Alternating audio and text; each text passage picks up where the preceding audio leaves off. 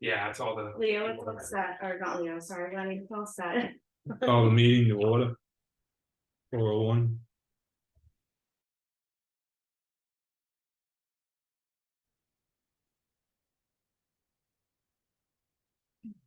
We're back on whenever everyone's all set. Okay.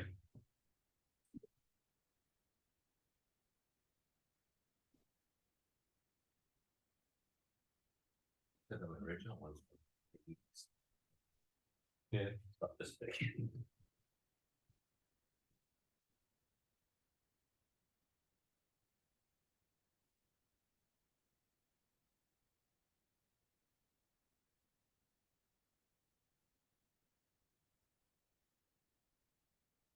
I never got one for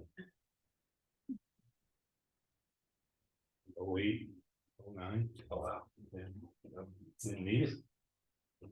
I was out in Ohio, so when I came back home. When I was working phone company, I had dials on everywhere. I need it. And it was only when I started testing poles that I got it. Nice, I mean, when I was. Calls, even using GPS was nice. Yeah. Got lots of everything version. I like GPS.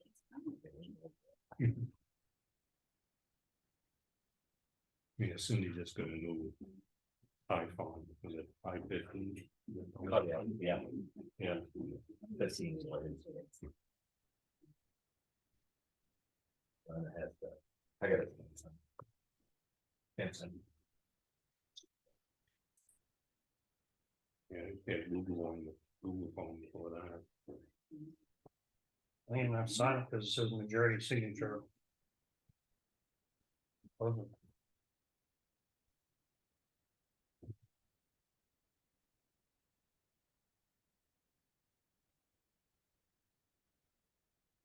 So all the corrections were made on this. And then we had some questions. This is, That's the 535 that was prepared by the auditors. yeah, the auditors. We reviewed this before, right? It wasn't before it was finished. Not for me, at least, this is my first time providing. Yeah, I don't think so. That's what the budget's waiting for, right? 535. Oh, we got the draft. Yeah, that's the draft there. Subject to change. Yes.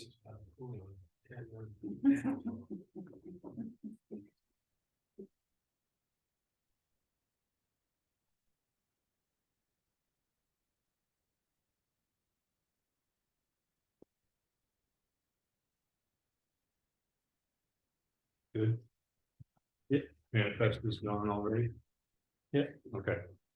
Welcome, please join the Pledge of Allegiance. I pledge allegiance to the flag of the United States of America, to the republic for which it stands, one nation, under God, indivisible, with liberty and justice.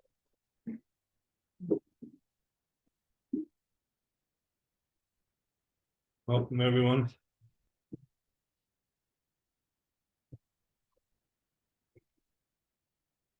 There's a lot of stuff in the signature folder to sign. So I'm not gonna go through it all. There's a lot in it.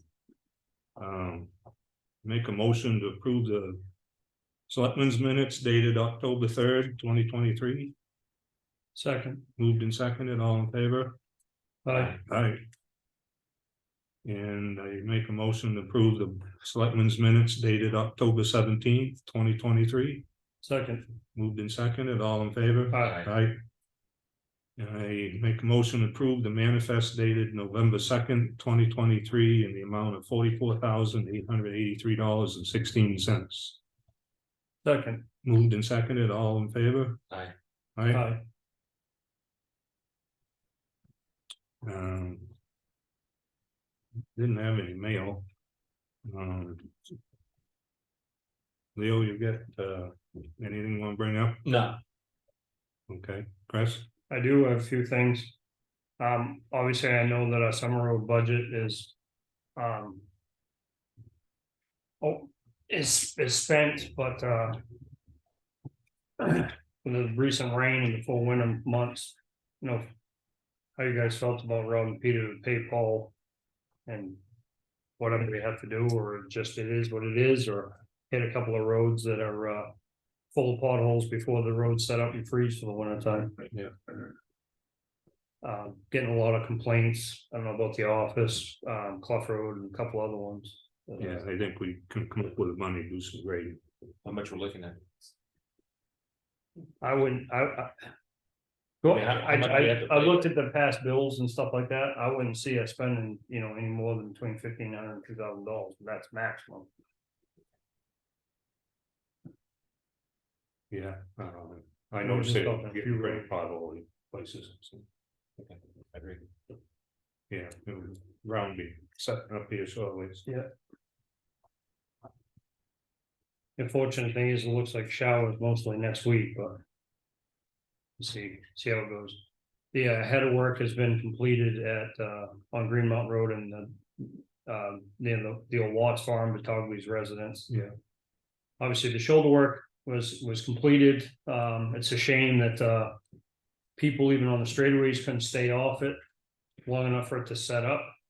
That is a no fault of the contractor whatsoever. That's simply people can't stay on 22 feet of travel lane.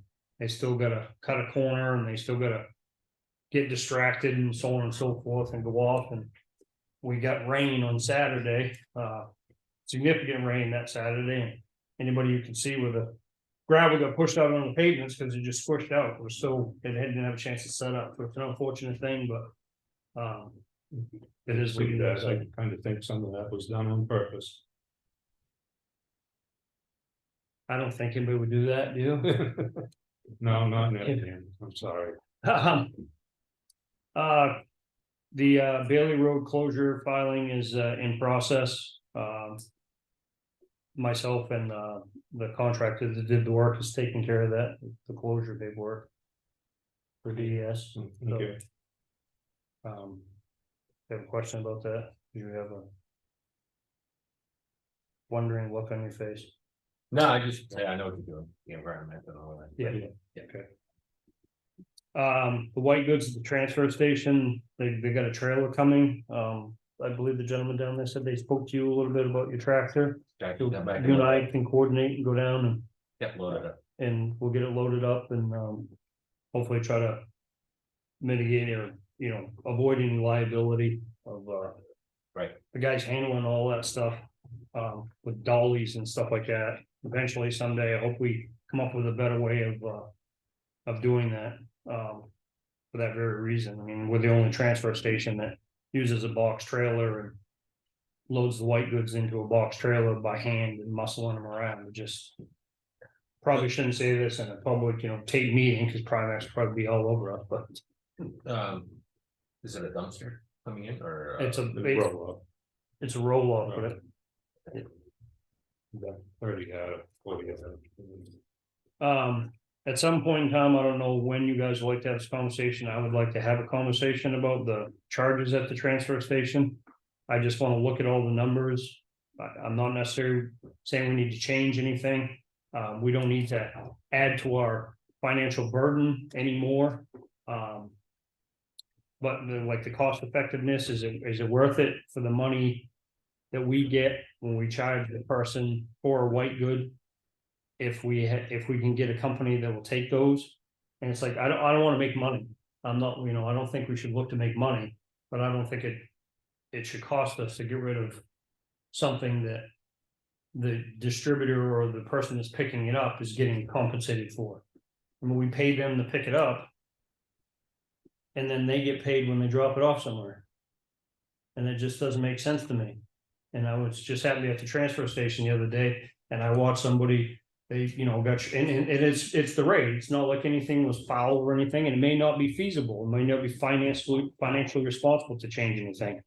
I just want to look at it and see what you guys are interested in opening up a conversation. I watched somebody pay $10 to dispose of a washing machine. And it's a white good, and it's like, I know that whoever's hauling that off is getting compensated for that. There's the refrigerator and the air conditioners And I understand there's a Freon charge, you have to, you know, capture the Freon, and I get that, but. Just didn't know, at some point in time, I'd like to have a conversation and look at the. You want to set up a meeting later? We can do that. Yeah. I just, and no offense to the vendors that are picking the things up or whatever, but, Part of my job with the town of Ospey Highway Department, before I was completely full-time with the highway, I was the floater, what they called the floater. That's how I started for the town of Ospey. And I took classes for the transfer station because I operated at the transfer station quite often.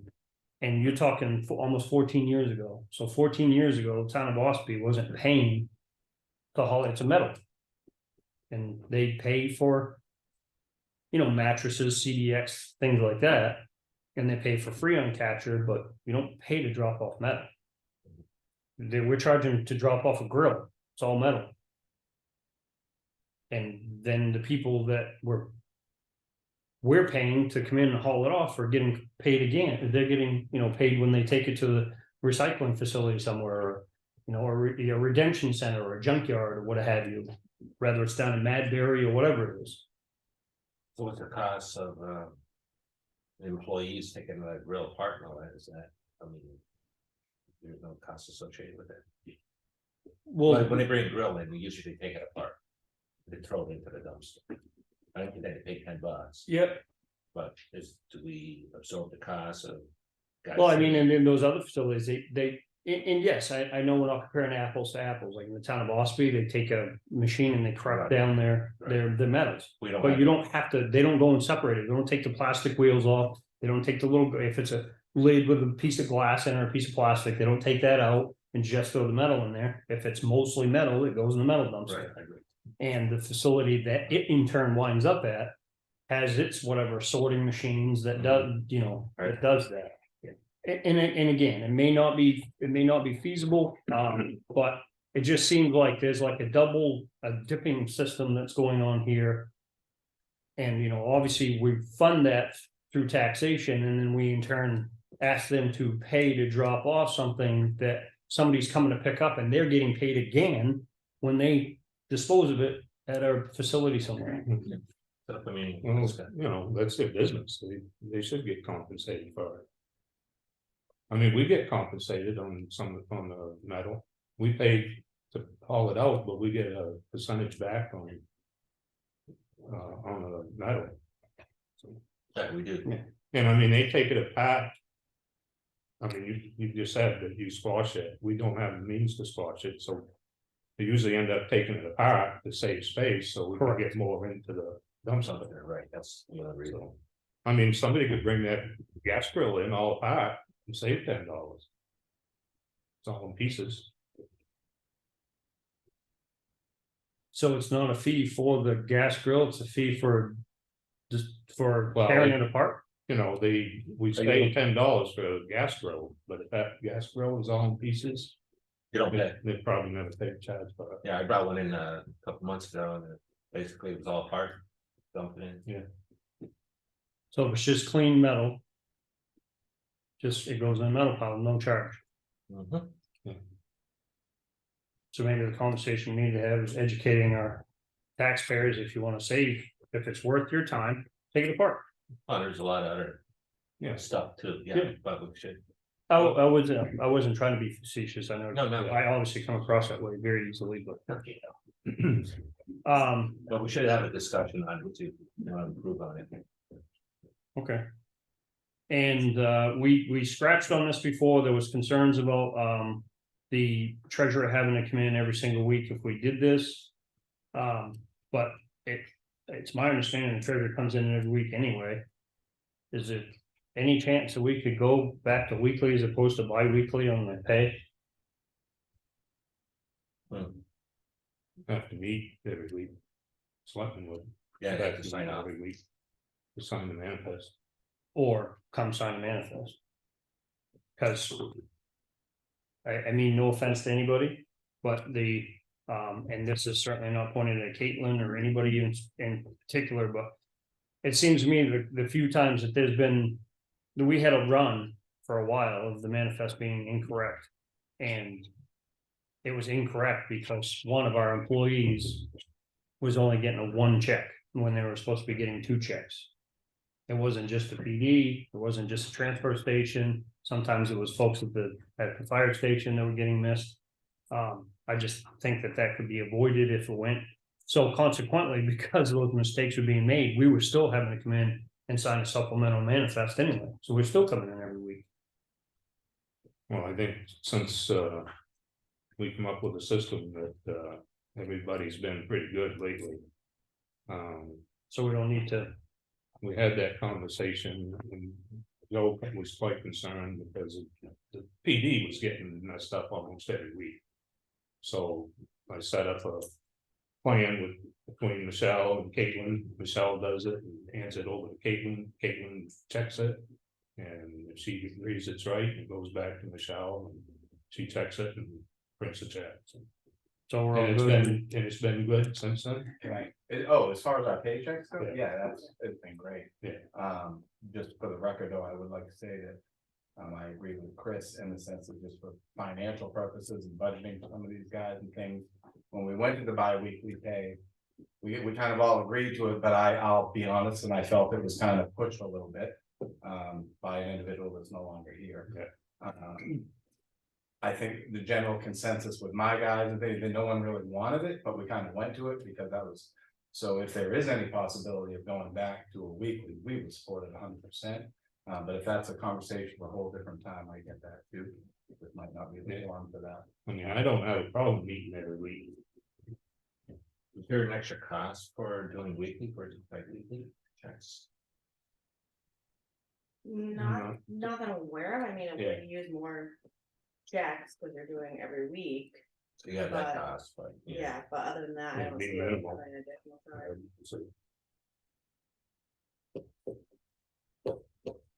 Just for what it's worth, I did ask, just because I'm like everybody else, I go to the transfer station every week. I asked those guys down there. The manager of the transfer station said he could care either way, but a couple of the other guys did state that they would. Kind of mirrored what Joe just said.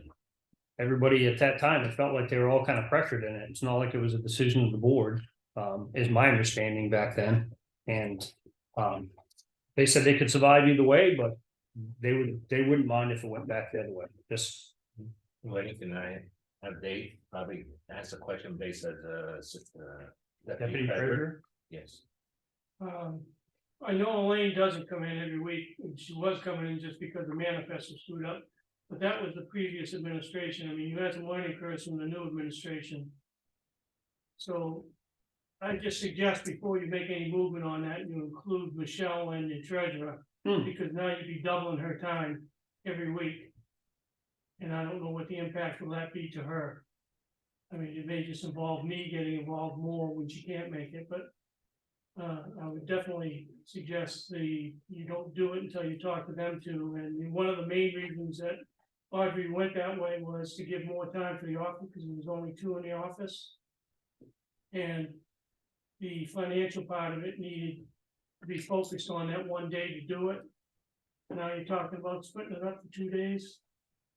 They're utilizing more Yeah, hours. it freed up more time to remember anyway. Yeah. When she talked That about was that. the selling point. Yeah. Because you obviously have her sitting, one of them sitting in here in your selectmen meetings, taking up the time. Yeah.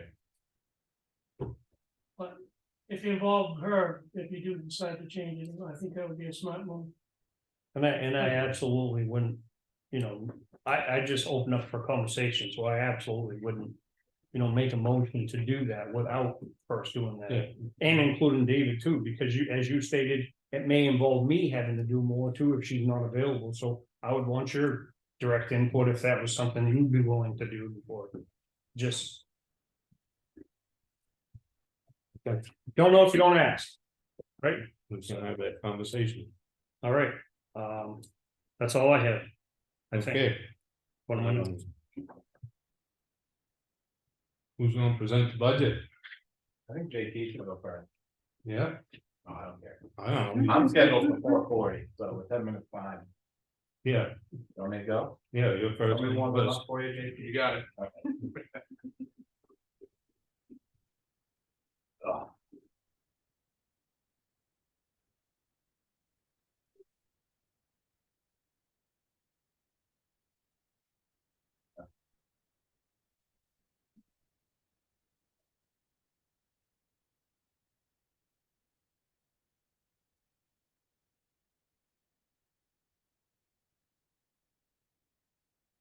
want me to just start and go down each line, Lenny, or?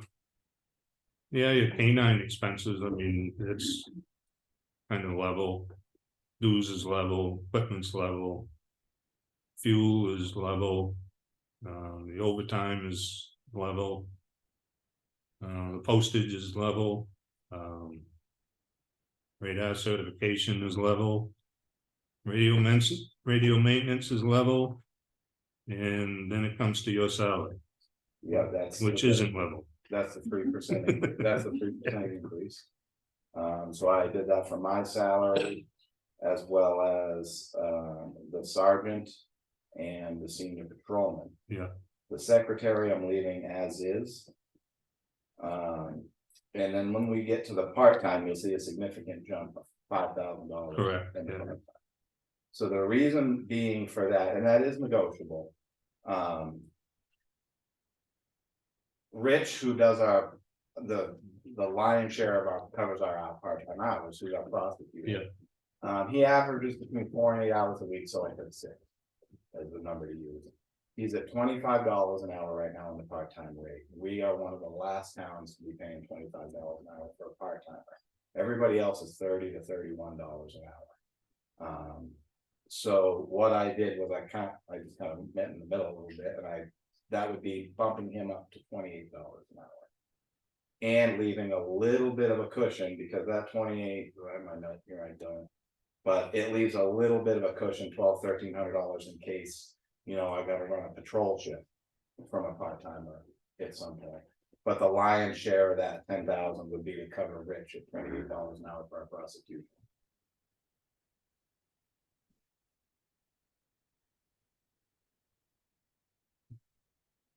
And that's not a guaranteed figure. I mean, No. it could be way less. Yeah, I mean, he could average 3 hours a week. He could. Yeah. He could. Yeah, he could. Yeah, he may have a week or two where he doesn't even have any. Correct. Yeah. But typically right now, he's been averaging 4 to 8 hours. Right now. So, If I ask a question, Yeah, you can ask. underneath salary for the sergeant, yes. do I read that right? Does that say 7720? Yep. If that's the case, that's only $20,000, It is. $20. Because, when I budgeted Tyler for that amount last year. Right? But, we gave him his raise for sergeant. From patrol to sergeant. So he didn't get the 3%, which is what this was. So he was actually not making what's on here, he was making a little bit less. You see what I mean? So for him, it is more of a jump. Okay, Because he wasn't making the full 70,700. so it's more. Okay, Does that make sense? Yeah, you move the percentage over to the patrol officer. You increase it, that's almost 7%. So. You basically, we took what I wasn't making here. Right here. Right. See that, Chris? mhm. I just figured you like each one was a 3%. Right. and you're like, I'm on mathematician. It is, I don't think of that. But I went off the hourly rate he's making now. Okay. We didn't give him the full. Okay. It would have been like a 6% raise last year. for Yeah. him if we did. Right. So, Thanks for looking up. Yeah. I appreciate it. good catch on that. Dave.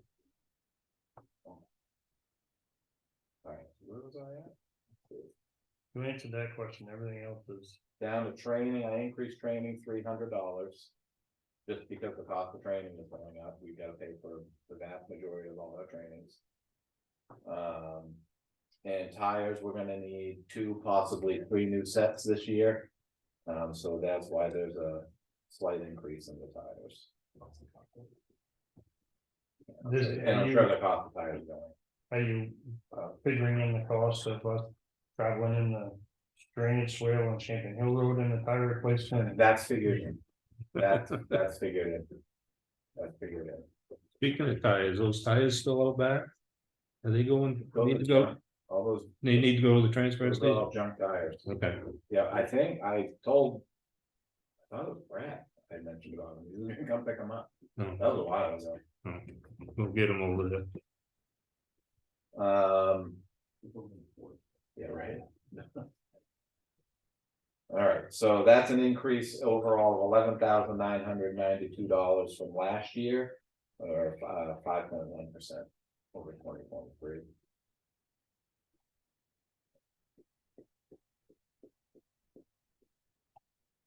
And just as a reminder, we did go down last year from 2022 by about $3,000.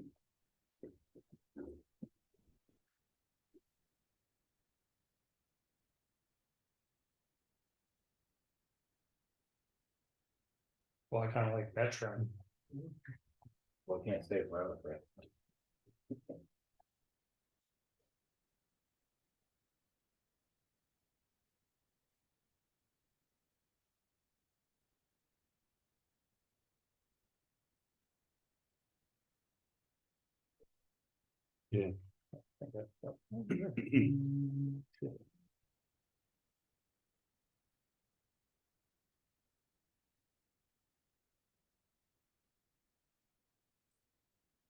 The fuel, we left at 9,000.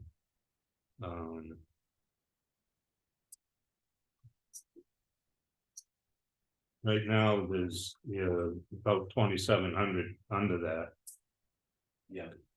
With the two hybrids, I mean, you think you're gonna need, Well, I was thinking about that, and I mean, we got 2 months left.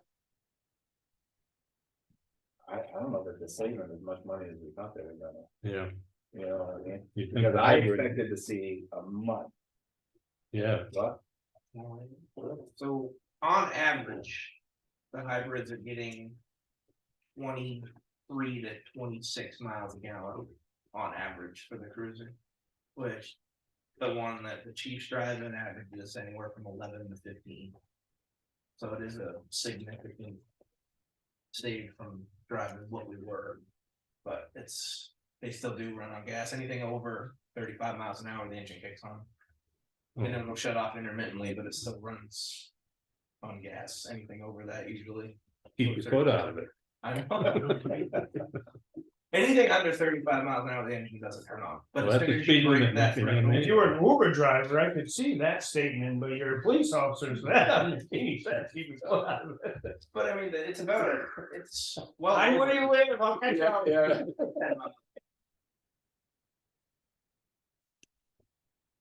I just thought the hybrids would give us more savings. I did too. Well, yeah, but since we went to the hybrids, fuel prices have also skyrocketed. Well, that's Yeah. true, and. uh, It's just so hard to anticipate fuel. Where are we still getting wicks? Is it wicks? Wets. Wets. Oh, yeah, yeah, we Wicks. still use them. So who you using for part-time officers? Who am I using? Yeah. Mainly right now, just Rich, our prosecutor. Every once in a great while, doesn't happen very often, but if, a couple of us are out at the same time. We may have one of the other part-timers cover a shift, but that's been so rare now that we're up to full staff. I think I saw one for Eric. Yeah, and then, Jamie Mullen covered a lot when we had the issue with Sean when he was out. Cause we were down the guy, so he ate up quite a bit of part-time hours for that. So you said, Go ahead. You guys get a lot of overtime last weekend? Got a fair amount. Yeah. We got a fair amount, when all that took place next door. Obviously with no real active threat to this area or anything like that, I let Chris know, I put these guys out on some overtime just to patrol the border roads and things. Just have an extra body out there, cause you never know. But, so they incurred some overtime there. But there's been a few call outs and things like that, so, yeah. Yeah, we've incurred some lately. We're good. I noticed your salary and secretary, you didn't use much this year, you only use. That's because I didn't have a secretary for the first part Now of the you got year. one now. Chris Kane. Right? Yes. Yeah. What's his name? Chris Chris Kane. Canny. CANNE. Thank you.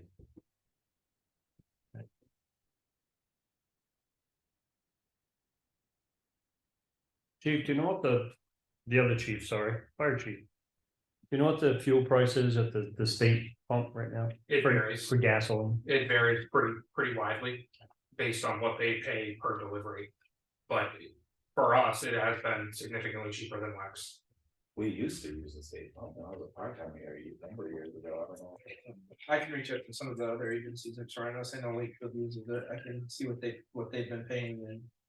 Get that back. On the next invoice we get, I'll have gasoline price, so I can get you that. Thank you. And they gave us a key to the gate, so we can get in 24 hours now. Alright, cool. You get Maybe fuel we there can too, adjust the fuel a little bit. Maybe we can adjust the fuel a little bit, if we can get on a different system. yeah, Fine with me. well, we'll just leave it at 9 Yeah. right now. Okay, alright. Alright. Try to get the state pricing. Yeah, I know. So before we get to the dog officer one, I'm gonna go over. We gotta vote on this one. Let's prove Oh, this sorry, one go ahead. first. You're all set, Chris, questions, I am, yep, Leo? I'm good. Okay, make a motion for 4210 police. In the amount of $246,259. second, Moved and seconded, all in favor? Aye. aye, Aye.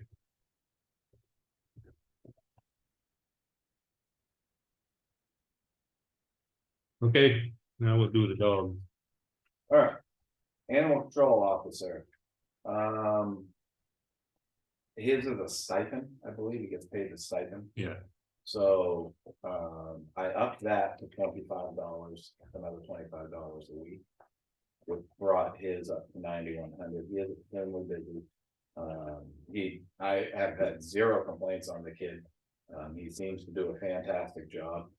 So, I mean, I think it's money well deserved. But again, it's, you know, your ultimate call on that, but I did bump him from 150 to 175. Which brought it to the 9,100 from the 7,800. Everything else I level funded, his equipment supplies at $250, it seems to be fine with that. And the Humane Society dues, those were overspent this past year. But I don't anticipate that problem next year. I think we pretty much took care of the issue why that was getting overspent. So.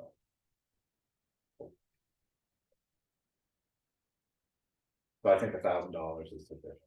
So I noticed your animal control officer, right now you have about 6,250 spent out of 7,800, so do you anticipate going over the budget on this year? I don't think so. This is Say those 10/24. numbers again for me. Right now, as of 10/24, I have an older one, you spent 6,250. Okay, And your budget was 7,800, but we still have November and December left. well, if he's getting a stipend. Okay. Then We it would be a different office. Agree. I'm not sure, Yeah, because that's a stipend, you know what I mean? If that's not adding up. That's a yeah, different it's at 1 foot, I believe. office. Right, Yeah. yeah, Gotcha. yep.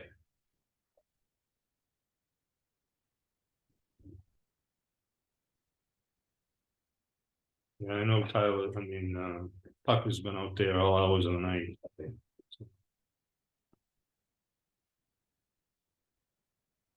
You good? Chris? good, Okay, I make a motion 4414 dog officer. In the amount of 11,350. second, Moved and seconded, all in favor? aye, Aye.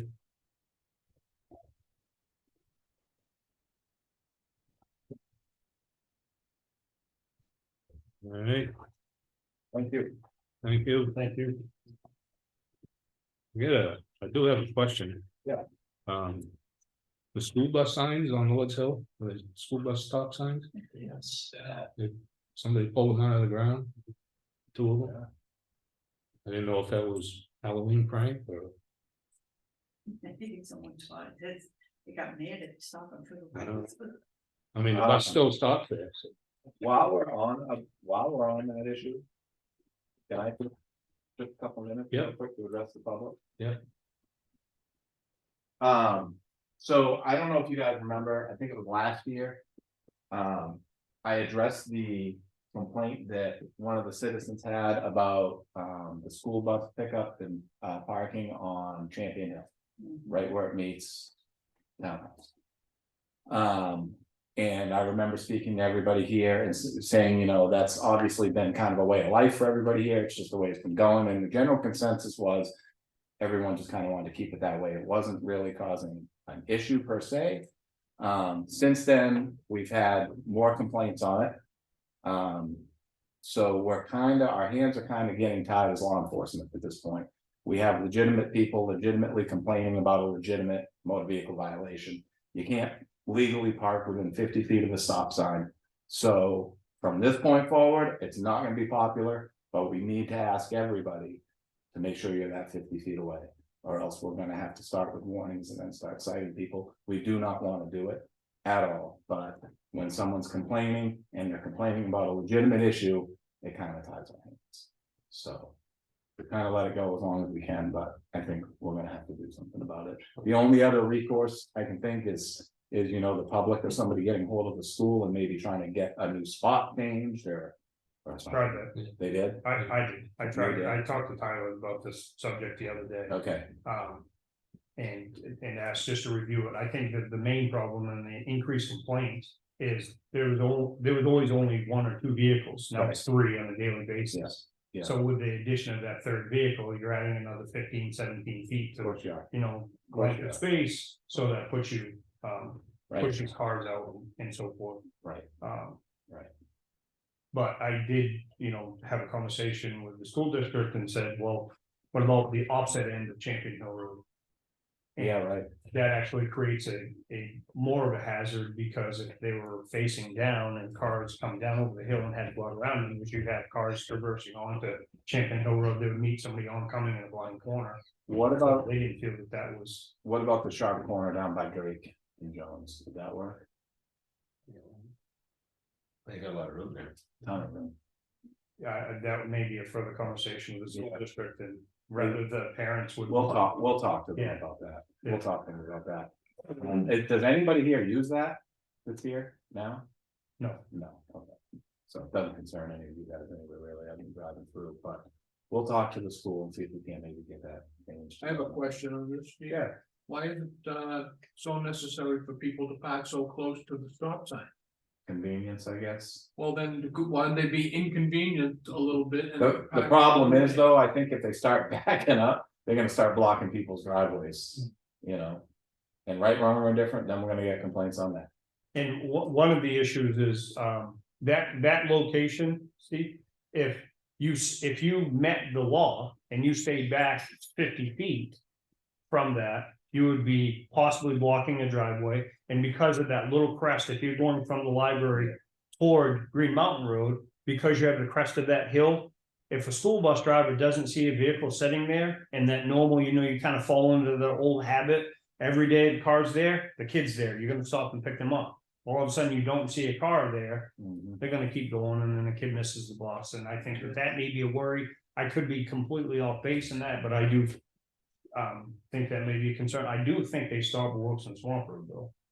And Do there's a straight shot there, Yeah. it's not an intersection, Nope. it is not as far as Drake Road, so. Right, so there's a couple options. We'll talk with the school district anyway, and see what we can't get worked out, so. And there is sign, I mean, I've talked about it here, there's sign feeds going around. In all these communities, off speed and everything as well, There is, our street signs keep going missing, yeah. they don't want the poles, they just want the sign. Goddamn. They rip the sign, they rip the poles out, lay them on the ground and take the sign off, keep the signs off. All right, well, we'll have that conversation, but just so everybody knows, that's that's where the enforcement's gonna come in at this point, so. All right, thank you. Just wanted to get that out there. Thank you. Thanks. Thanks. Next up, JT.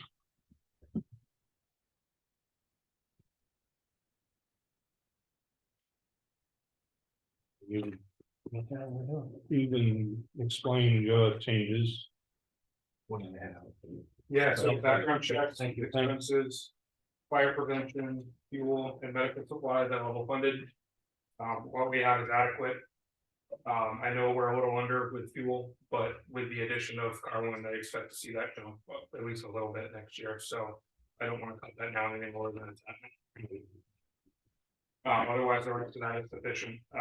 Some of that stuff we didn't touch this year, and that's because of the budget freeze. Fire prevention, for example, we would have spent that money, but we held up. Member pay, off-duty member pay, so this is the volunteers coming in after hours for calls, I cut that by 3,000. We're not gonna touch anywhere near what we budgeted, so a little bit of that out. Call volume has been down this year, so. Guess we really don't know what next year will bring, but Roll the dice. yeah, that's the thing. Mutual aid dues is up 2,000, that is an increase in the Octagon Valley mutual aid.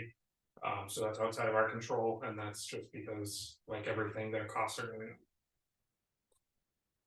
No change for new equipment, no change for part-time coverage, no, I apologize, I did take $100 away from the part-time coverage. To make that an even 100,000. Radio increased significantly, I'm bringing that up so that we can start cycling radios. I don't want us to get to a point where we were a few years ago where all the radios were end of life and we needed to replace everything now. In addition, the current radios that we got under the grant are not fire service radios. And there is a whole bunch of documentation out there of these radios actually failing in burning buildings. So I wasn't one that chose the radios we have now, but they're not ideal for what we do for work. They also don't interface well with the departments over the border in Maine, who we've been working with more and more. So the radios that we would replace it with are certified for firefighting, and they will interface with Maine. So goal is to buy a couple a year, cycle them out as we go before it becomes an emergency. Cost of what per radio? It's about $3,000 per radio. Wow. How many you have? They definitely don't give them away. We've got probably 10 right now. Okay. Yeah, I'd rather cycle them than wait till the last minute. Telephone is increased. When I calculated the cost of the cell phone bill, I didn't include the taxes last year, so increase for that. An increase for the monthly plan to add a second iPad into the engine. We use the iPad for our medical reporting, fire reporting, pre-incident planning. Our mutual aid run cards are stored on them, and the I Am Responding app is on them, which can navigate us to mutual aid fires, and we can share information between departments and things like that. We have one currently that's in the ambulance. Training is the theme. And then you'll notice equipment and vehicle maintenance, previously was under one line item.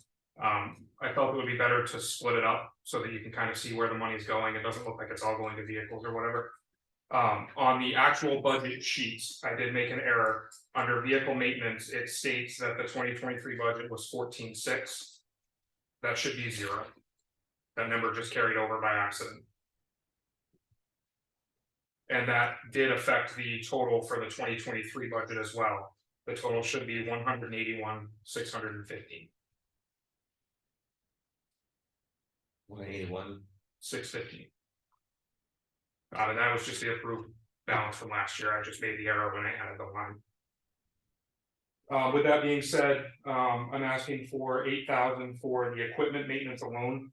And that'll handle our hose and ladder testing, SCBA flow testing, pump testing, all that annual stuff we have to do every year. The SCBA compressor testing, our turnout gear testing, all that annual stuff we pay for every year. Under vehicle maintenance, I left that at 16,000. That's just the repairs on the vehicles. We do already have stuff scheduled for next year on just about every truck, so I wouldn't feel comfortable cutting that any lower than it's at. Software, you see a big decrease. We talked about that at last year's budget time. We paid introductory fees for software we're using. Those went away. So that goes down 12,000. What's still there covers the software we use. And then I added a line for uniforms. It's something we kind of paid for in the past and we called it new equipment, but I felt it was the right thing to do to have it be its own line item. And that's to buy our guys their polo shirts or sweatshirts or whatever they're wearing while they're video going out to calls. Overall, the budget went down 1,040 or 0.5%.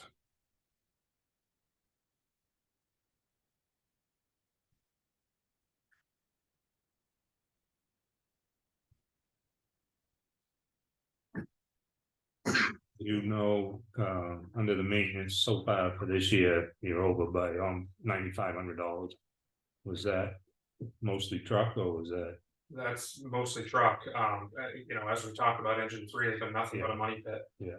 And we talked in the last meeting that we have the issue now where we got to wiggle a wiring harness to get it to start most of the time. So who knows what that's going to incur for costs. Engine 2's got a whole bunch of leaks. Engine 1's got a couple of problems. So these issues are nothing critical. It's nothing we need to fix right this minute. The trucks still run and operate fine, but it's preventative stuff that we do need to get ahead of next year. And we had that foam problem on engine 3. Yeah, that was Froze up. a pretty big expense as well. Yeah.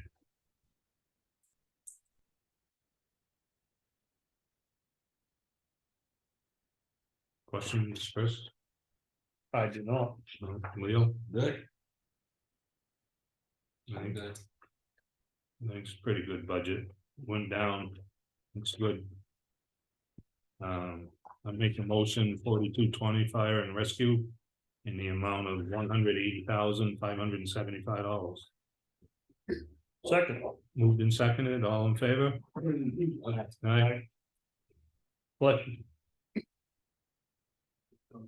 Oh, my face. Thank you. Okay.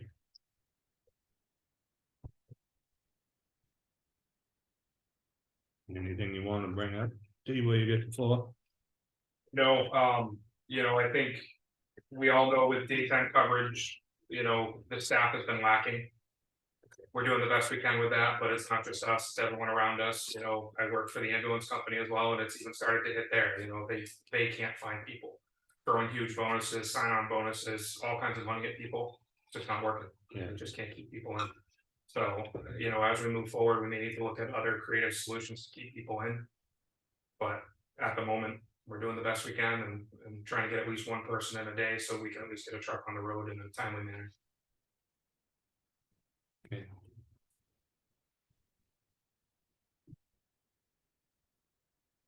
Thank you.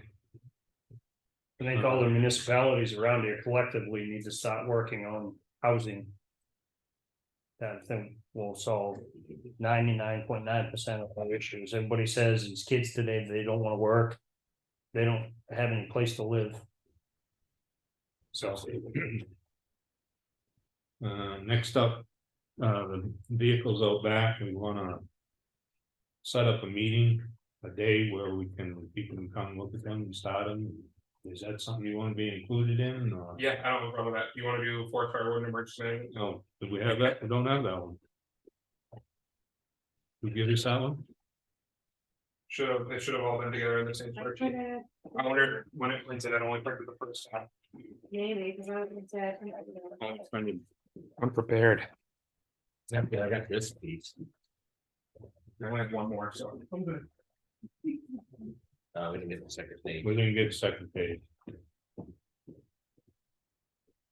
It is all in the workbook I sent you though, so. So it must have just not printed the second. Yeah. Okay. That's what I mean. Fourth fire warden is completely level. We actually didn't touch it at all this year, and again, that was because of budget freezes. Typically, we put in for the state's match grant and try to get some forestry equipment out of it. We held off on that because of budget freeze.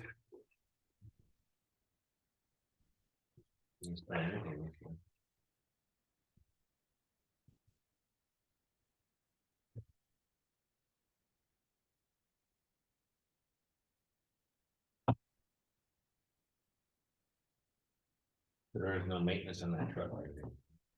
So the truck maintenance doesn't come out of that, the truck maintenance is out of the normal fire budget. So, that, the forest fire warden line item, we just use that for equipment that goes on the truck. Okay, It doesn't actually maintain the truck itself. got it. Unfortunately, it didn't get a lot of usage yet. Yeah, I don't think it's gone out once for brush related stuff this year. Did some storm calls, but Any questions, Chris? I don't, Leo? Good. Make a motion 4290 Forest Fire Warden, in the amount of $2,000. second, Moved and seconded, all in favor? uh, Aye.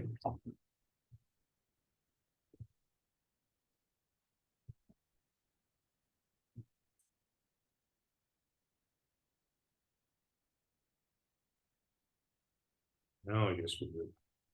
no, flip it over. Yeah, Oh, that- Please. emergency management, so generator maintenance, I don't see invoices for that, they typically come right to the office. I see that we're over this current year, but I don't really know why. I just looked at that. Looks like we've spent $3,207 out of the $2,500 budget. But I don't have the breakdown of that, so I level funded it, but I don't know if that's something we need to get increased. This shows 930 out of the 2,500. But I think that was only one service. Okay, That's so what that's all I see too. Yeah. I don't know if they do it once a year or twice a year. I know they are planning to do it again, I believe.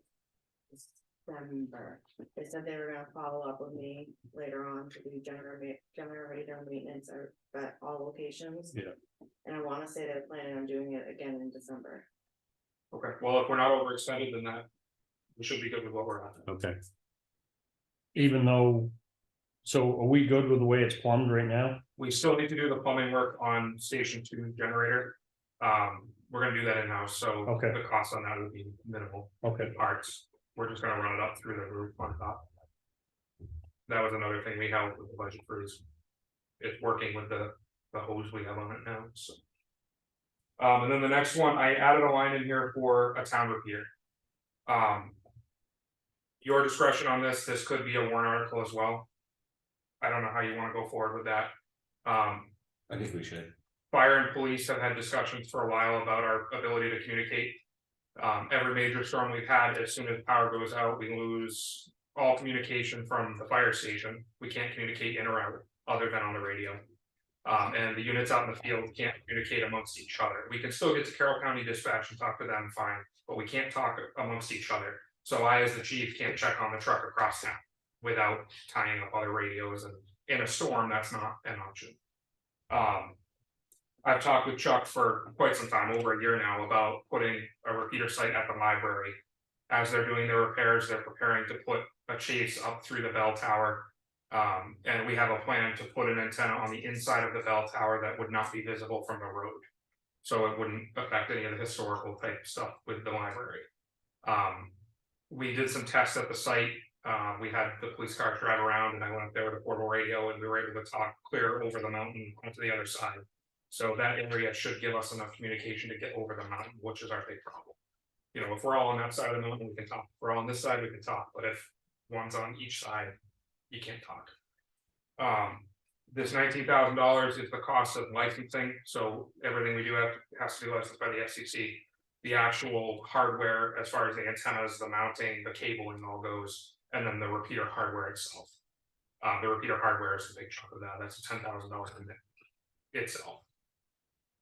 and there's continued repeater maintenance every year, maintenance cost, right? So if we do this ourselves, there's not. That's when you rent a repeater. So if we found somebody and rented a repeater off of them, Yeah. then yes, we pay them a maintenance fee every year. This is us buying it outright. The only continued cost is, I think it's every 7 years your license needs to be renewed, and that's a few $100s.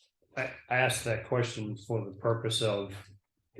Writing the warrant, how the warrant article would be written, and it wouldn't be just to set up a repeater. I think it would be a continuation. Would be the best thing, where we, like buying a cruiser or something. We put money into it every year, like a running thing. Well, and that might be an option Just where a we do it one as time. single trust. Suspendable trust, thank you. Yeah, I mean, and then. Because you run the risk, so the benefit to paying somebody every year to run the repeater is when it gets hit by lightning or a catastrophe happens and it dies, it's their problem to fix it, you pay them the money to fix it. Well, you got insurance too. Yeah, us buying it outright, we own it, so if it dies, whether it's through insurance or how we fix it, we have to fix it. So. It'll be lightning protected and all that stuff, the antenna gets grounded to the building and everything else, so. Theoretically, that stuff won't happen, but obviously it's like anything else, you can't 100% guarantee. Murphy's Law. Yeah, I think, was Chuck not research and grants? so the money Chuck was trying to get would cover the cost of running the chases, running some of the cabling and things like that, but it wouldn't actually buy any of these major hardware Right, components. it's just. His grant would only be worth $80,000.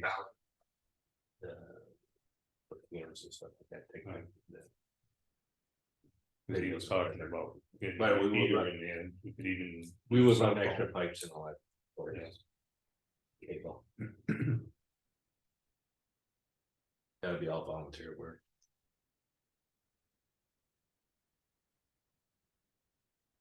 I think we should do one article.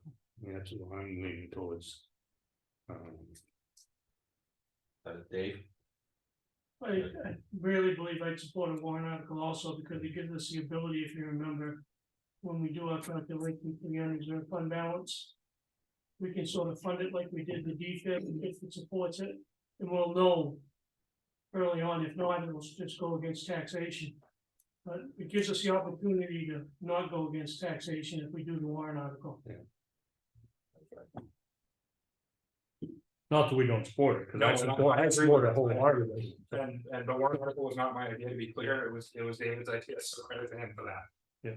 But, so we'll take the town repeater office. Yeah, so we'll zero that. Go with the 2,500.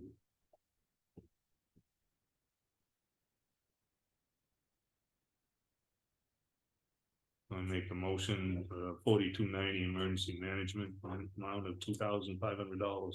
Second, Moved and seconded, all in favor? Aye. You gotta go.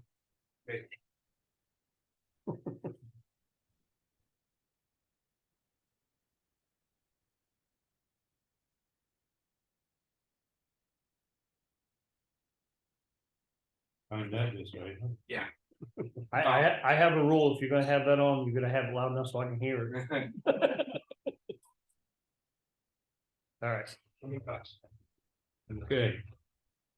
thanks, JT. Thank you. thank you, and yes, Lenny, to answer your question, I can be here for that if you'd like. Okay. We're gonna discuss it right now. Okay. The other two can make it. Thank you. Thank you.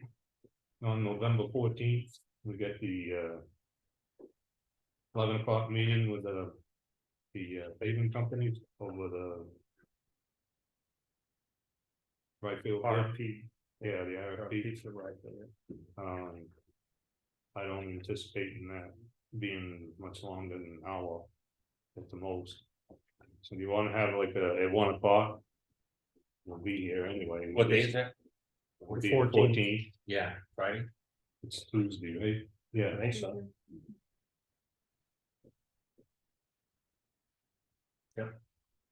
And then, we can have, put the notice out, we can, come and check the vehicles out and see what we want bids the following week, cause we got something else going on, and the bids are in the 21st for the paving projects, right? No, it's 17th, I thought. No, not the 17th. I wanna say the meeting, the contractor meeting, the 14th, then we're opening the bids. The I 21st, believe it's gonna be a work session, because I think that's what we discussed. Yeah. To 21st. open everything on the 21st. So we can do it the same day, open the bids for Yeah. vehicles the same day. Yeah, and I know you had mentioned about looking at the Blue Book value on the van. Yeah, I actually ended up doing that. I didn't have too much of the information. I got as much as I could, and I got estimates on the two options it gave me. Priced with whatever, so I have that amount that's ready as well. yeah, because we should set a minimum for that one. I At least did it was go, I did recommended. go based off 50,000 miles, cause I know when I asked, you said, go based off like low, so I went kind of I don't think it has a lot of miles. I don't think so. So I bet. What was the bid? I mean, are we gonna, what price are we gonna set it at? So the Blue Book value for going based on 50,000 miles. I did it with the standard and then there was an extended option. I didn't know which Mhm. part it was. The standard in very good condition and good condition. Low went to 6,000, highest went up to about 8,900. For extended standard option, still 50,000, lowest was looking at 71 and the highest was about 10.2. So that was, and that's good and very good condition, so. Fine, You looked at it, I didn't get in, it was a lot. yeah, but I mean, Oh, there's no rest. Yeah. It's, extended, that's the chassis, right? That's a CAD link. Yeah. Yeah. And I think that one is extended. it is, Yeah. it is, yeah. I didn't know which one, because I haven't personally seen it myself. And I did the Vindicoder, and the Vindicoder didn't tell me any more or any less, so I went with Yeah. both and got totals on both, so. So the extended was like 7,000, right? Was that- The extended lowest was 72, highest option was 10.12, or 10.2, sorry. I don't wanna set it too high, I think put a minimum of 5. yeah. That'd be good, Yeah, cause we wanna get rid of it, we don't wanna hold Yeah. on to it. I agree. Okay. So we can get that advertised, I'll do it first thing in the morning. And your question was if we could do that on the 14th too, right, just have a advertiser showing. yeah, 1 P.M.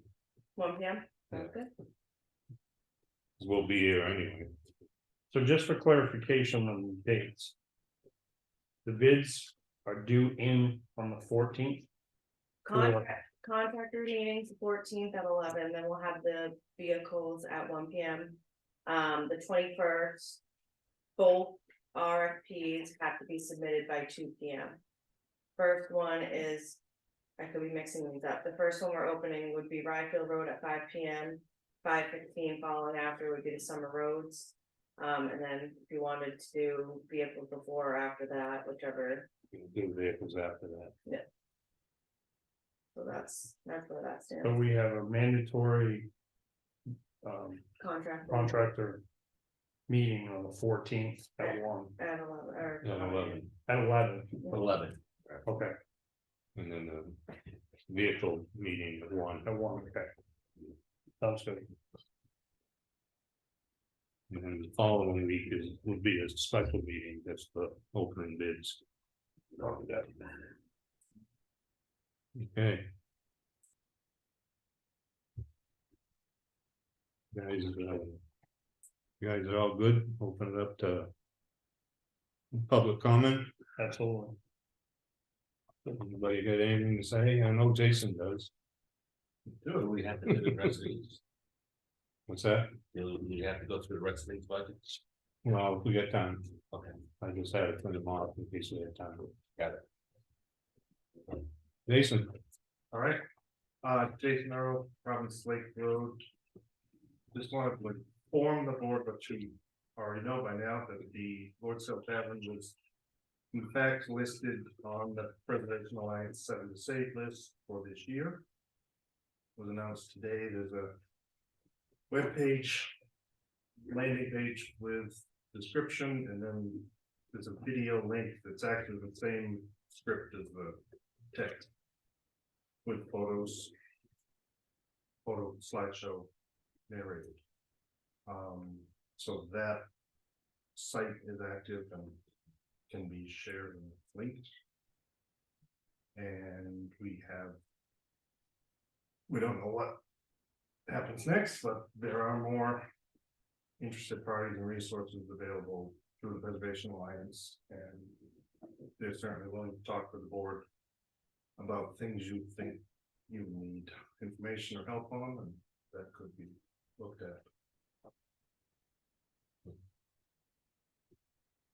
and you said Susan was in, Susan did come visit, or. maybe she can steer us on how to get more info. Yes, she did mention she would be willing to. Assist with getting information or anything like that. She did wanna try to make it today, but like I told you earlier, she Yeah. did have. We had a meeting. Had a meeting, so she was unable to. You have any clue as far as what they offer? I mean, Well, it doesn't come with money. when, There's no specific award with being listed. The what's the benefits though? I mean, The Preservation Alliance has a staff of, I think, 6 full-time people, and they have a fairly active board. Many of the people on the board are in the field somehow, and some of them are state officers, like the state historic preservation officer was the head of DHR, is on the board. So they have ability to reach out to people for advice, other types of input and resources informationally. Depending on the projects in the past, there have been, angel investors that they have coordinated different parties to speak to each other, and it moves to the next step. Most of that is kind of collaborative and putting people in touch and helping those relationships get established. The alliance doesn't itself usually continue to be greatly involved in that process. So I think as things might unfold, there are stages where if we found that we had a particular need of any type of professional type information, there's some things available, and just getting the information out, or the needs out from the town, they're poised to help however they can. Unfortunately, no money. No, you're right, there's no particular money. They have, overall, the list, which has been in place since 2006. As you look back over the listees in previous years, they have, it's a better than 50% success rate in something happening to preserve them. Because most of the listed properties or sites are in some particular danger. It's not just that it's a nice little place and somebody ought to do something. So all in all, the success rate is pretty good, but the path is different for every place. I think we don't necessarily know what exactly we would need right now. And if the status changes, it might be that somebody else needs something. That the help could still be there. So I think it's more just staying in touch and letting them know what might be helpful. They're willing to, well, that's one of the other things, that for the listees in the next year, they're certainly willing to come and speak with you to just get a read on how you'd like to use their services if possible. They continue throughout the year to highlight the list through different publicity, like they're going on radio shows now, and they do a lot of the press releases. And as the list gets put out nationally, usually every year there's interest that develops that they bring back to the sponsors of the listings to have further press about something or any other type of publicity that highlights the needs. And this year they are willing to and looking to host some event here, and I would assume it'd be in good weather. And it could be related to something that's going on at the meeting house, so that there was, there's a reason for people to come to town and show the building on yeah, should at the minimum show the outside. the outside, show the neighborhood, the context of the building in the district. And those types of things, if there was an event like that, it could be coordinated for the types of things that you would see helpful for that. So it'd be helpful to get publicity out there for people that are interested in the building to restore it. You're looking at, that's one Right, option. and- That's an option. Yeah, and that could be, I mean, one thing is that someone sees it, says, I want that place and I wanna fix it, and they call and things get going. Right. It can also be that you have people who would like to participate as contractors, investors, they need the need be, and they need to deal with the town, and they need help to understand how that process works. So there's different ways that it can end up being helpful. We can't really say what they are now. And though the other tangible thing is they have vinyl banners, 3 foot by 6 foot, that I think it just says 7 to save. It has the website address, it's no other description.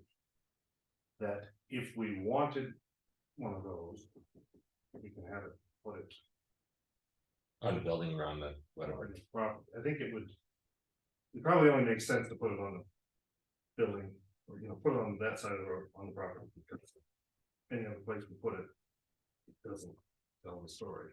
Right. But if you decided you wanted that there, it can be up, people drive by, see the place, go to the website, connect one thing to the other, and It would be positive. Yeah, So that's very more interest. Yeah. I know one of Susan's comments in this email, it says,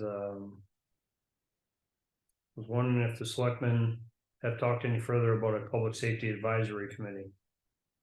So there was, some time ago, there was a conversation here. Linda Edwards actually brought it up about, forming a committee. At that time, we were having a conversation about this facility and the continuation of asbestos. Whether there was asbestos tile here and mitigating that and so on and so forth, and the need for a new police department and the need for a new municipal building. I've expressed my interest that I think that this would be a good project for that building. At some point in time, maybe we can have a conversation, and I don't want Caitlin to get inundated right now, so I'm not suggesting we do it right now, but I would like to ask people if they would be willing to sit on a public safety / municipal complex or municipal building committee, advisory committee at some point in time. I don't want a committee, everything gets committee to death, but you do need admit when you need help, so. And guidance. right, and that I think, not to commit for her, but I think Susan was saying that something like that needs to come from the board, that you create the committee and have a charge. Right. If it's helpful for her to work with Caitlin and come up with language that reflects how those things are done, to suggest that she would be willing to do that. It'd be one way of looking at it, definitely do a community, so I can see if it's feasible to go that route. Yeah, I think it'd be too big a project for one person. Oh, yeah. Yeah, half a dozen. Yeah. Well, at least we get an idea of what lies ahead anyway. And Susan can lighten us more. Right, and so Susan is the listed contact in the press release that went out to radio, TV, and newspapers. She's already gotten some requests for interviews and further information. I don't think her name is her name's not in the actual listing in the description. But she's willing, if there are. So the listing says that the property is owned by the town of Effingham, and it's possible that people would call the town of Effingham to find out more information. Susan was willing to be the referral. Yeah, she said that she thought it would be best to keep it out of the office. Right. So that had one person, well, actually said two, because she included your email. Right. Yeah. So it'd be you and Susan would be the kind of like spoke for people. Do we have a meeting down the road so we can get this all understanding? Or is going forward? Yeah. Yeah, we probably ought to get Susan. Yeah, If you want to have a work session at some point, I'll have to talk more with Andrew at preservation. And so we get an idea of his timetable for when they come out and talk, and then if you know, they might come up with a list of things you'd like to know. Agreed. And That'd be very helpful. Yeah. That'd be a good start. Yeah. And then we can put the feeler out there, let the public notice of the advisory committee. Must have already generated some interest, because there was some people there looking at the building this afternoon, when I came by. Yeah. Well, that's the other piece, there'll be people be driving by. Yeah, one vehicle from Mass, and, you know, white Chevy with ladder rack, track rack on it. Oh, yeah. And then a little car like Chuck's, but it was a Chuck. And the YouTube video, we'll be able to see the number of views Yeah, as time goes on. So we'll wait for me, for you to set up something with preservation to get back to Caitlin so we can set something up a work session. Yeah, do you want to have a work session with the board and Susan? And I can be there first, or do you want to try to get? Probably gotta have our ducks in a row before we talk to the preservation. Maybe. Because that work session might involve needing to talk about the committee as well. Okay, let's do that. I agree. Okay. So You want to talk about Caitlin? Yeah, I can set something up and I'll check with Susan as well, see what her availability is and. Like Chris, Friday. did you have a certain, like, do you have a certain time or would any time work for any of you? Anytime works. As long as the white stuff isn't falling out of the sky, I'm good. And same with both of you, not anytime would work. Lenny's retired, and then I'm flexible. It's hunting season. I'm available. Okay. We do, we have David on Zoom who has 2 questions. David, I'm assuming David Smith, it just says David, but I'm assuming could be. David Smith, I apologize if I'm wrong. So bear with me, I'm gonna try the speakers. So I just gotta get those all set up real fast. Let's see. And Steve had a question too. Yeah. So I got him to unmute. Yeah. Down just in case.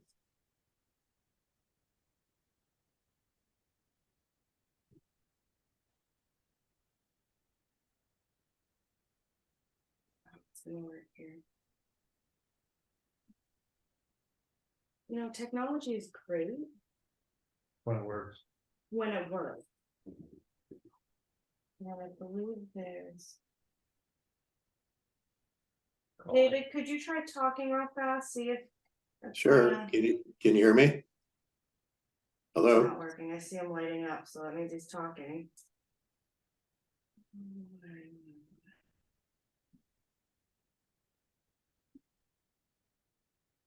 Apologize, everybody, while I try to figure this out here. tested before. I haven't tested it yet, I haven't had it. Oh. I haven't had anything to test it. I try to talk again. Have Michelle call in and Can you try talking one more time? Sure, can you hear me? I have it switched on the speakers, but it's not. Somebody else is on the Zoom saying that he can hear me. You may have a mute on. We can hear you. We can hear you now, David. Am I the first one using these speakers? Well, it looks like it's coming out of the computer, not even the speakers right now, so. I'm flattered I'm the first one using these speakers. Okay, so you can hear me? I Yep. can hear you, everyone else can? Okay, so thank you for taking my questions. I have 2 questions. for you. One involves, first one involves Marty Casey, who is an Effingham resident. He contacted us about a month ago, also contacted Green Mountain Conservation Group.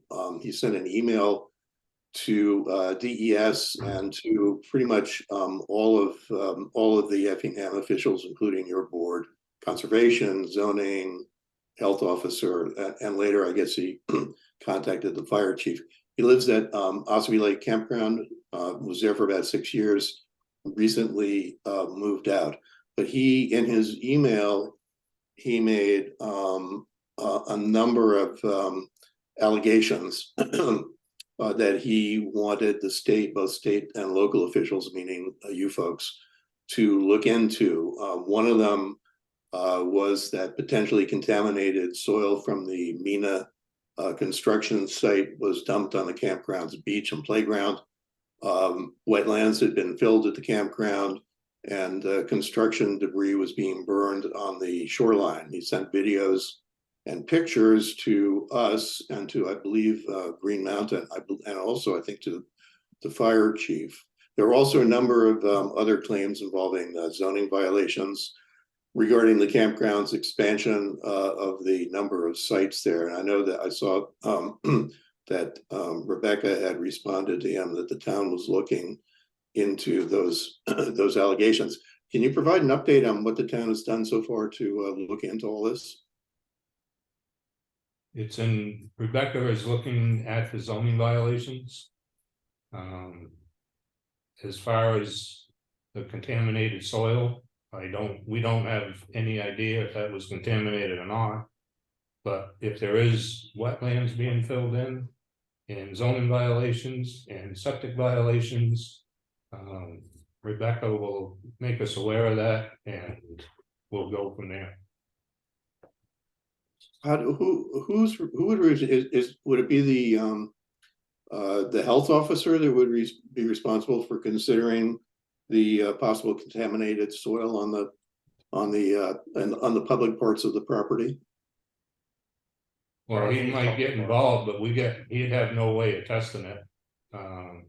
DES would be probably the first one handling anything in that category. So would that be something that the health officer would want to reach out to DES and coordinate something? I got a report that there is that the beach area has been closed off with fencing. You don't know anything about that? No, we're not aware of that.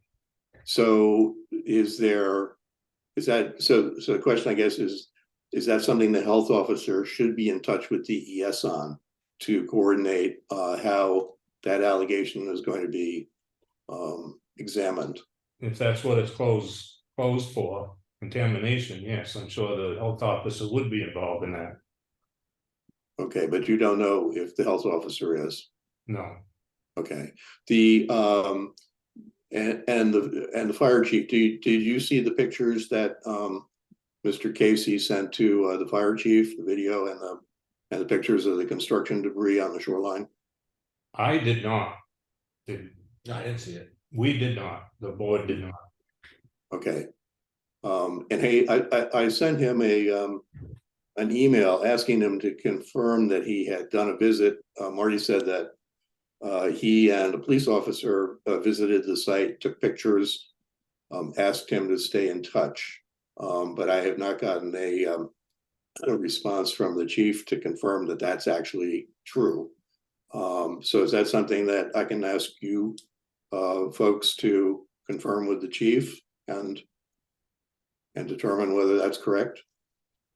We can have a conversation with the chief. Okay. And no, but so nobody from your board has talked to the campground manager or any of the owners about these issues? No. Alleged issues? No? What, yeah, go ahead. David, Chris Sammons, when we met with the zoning officer and she was scheduling a meeting with the owners of the campground, because the town has a policy that we, now that an appointment has to be set up. So she was setting up an appointment for herself and for the health officer by the way, to visit that site.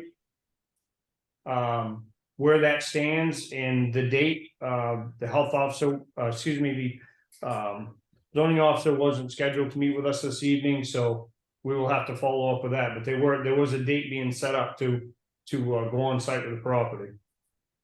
Okay, fair enough. And I know I had seen a note that Marty sent. I believe he copied everybody in Effingham town government as well, saying that he had heard from Rebecca and that she was going to look into this. Okay, so that's fair enough. And if I get it, and also we're at that same meeting, we're advised the DS has been made aware. And unfortunately, or fortunately, they don't answer to us to as far as their schedule of when they were gonna make it out to the site. We have no answers to that, or at least I don't. But they were made aware, and are aware, and we're going out to the site. So. Okay, fair enough. Second issue involves the Mina gas station proposal.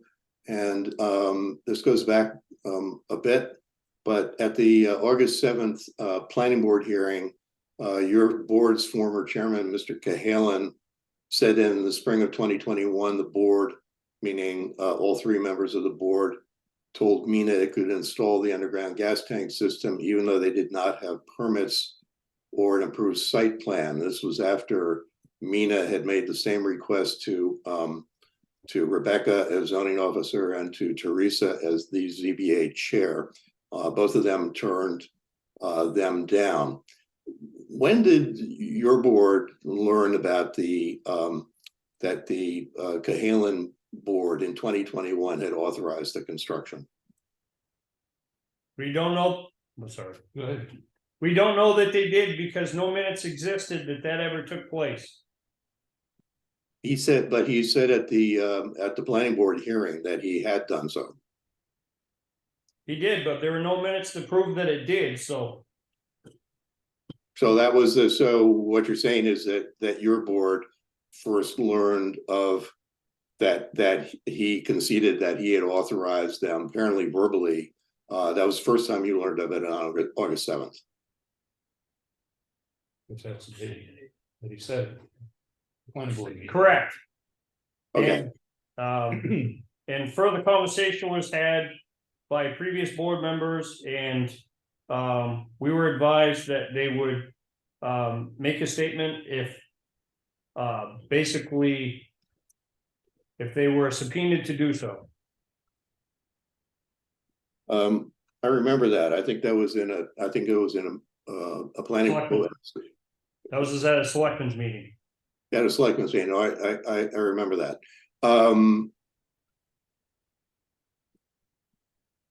Has your board talked with these three individuals about what they did? Is the board, I guess what I'm getting at here is, were you concerned about what you heard? And if so, did you take any action? Or are you planning to take any action? Did you discuss this with town council as potentially a legal matter? I was already in court at the time. What was that? It was already in court at the time.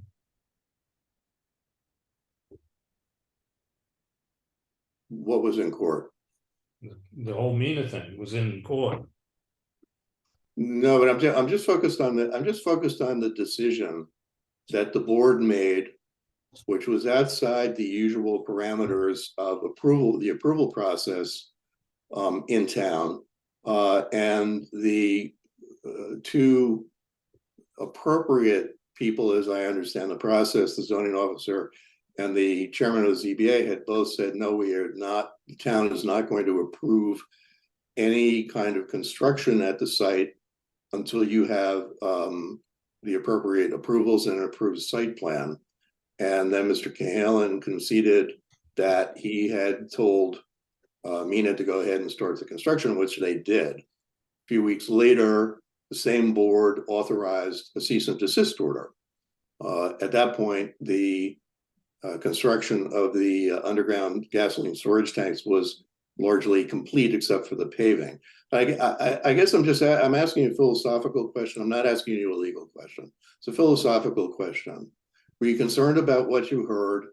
And has there been any discussion about determining whether there should be something by your board that said, or discussion with town council about whether there is a legal implication to what happened? No, I mean, like Chris told you earlier, there's no minutes to back up Mike's claim as to what he said. Or as to deny what he said, so, I mean, it's hearsay. And to add to that, David, with Attorney Bolt, who is representing the planning board, so that is a town council. It was on town council's advice when the notice of decision was given, that 100 noted notice of decision was given to Mina, that I voted on, and we had that other meeting, and it was discussed to remove that section because there were no minutes that corroborated that that was an official vote of the Board of Selectmen. So from one selectman standpoint, for myself, speaking for myself only, you've asked twice now, am I concerned with that decision that night that was given? I wasn't present, and there are no minutes that reflect that actually happened. So I have nothing to be concerned about other than, as Selectman Espy just stated, it's hearsay. My issue is more along the lines of, if a official vote was taken in such a important topic, that our minutes weren't properly recorded, or whatever the case may be. Okay, fair enough. I'll just add one thing, and then we don't need to. I don't feel the need to discuss any further. I'll just add that the Mr. Johnson, Mina's attorney, thanked Mr. Cahalan and thanked the planning board for the revelation that the select board had authorized the construction that spring in 2021. So it appears that the applicant, Mina, and its attorney took what Mr. Cahalan said at face value, that there had been approval. But that's fine. I hear you, and we can leave it at that. Let me just add a thanks for this board for having Zoom, making Zoom available for these meetings. Obviously, not every town does it, and it's very, very helpful. So thank you for that. Thank you.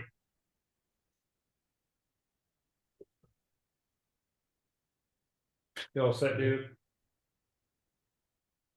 Yeah. Yes, I'm done. Thank you. Okay. All right, thank you. Steve, you had something? Yeah, I was thinking on this fuel situation for both the police and the fire.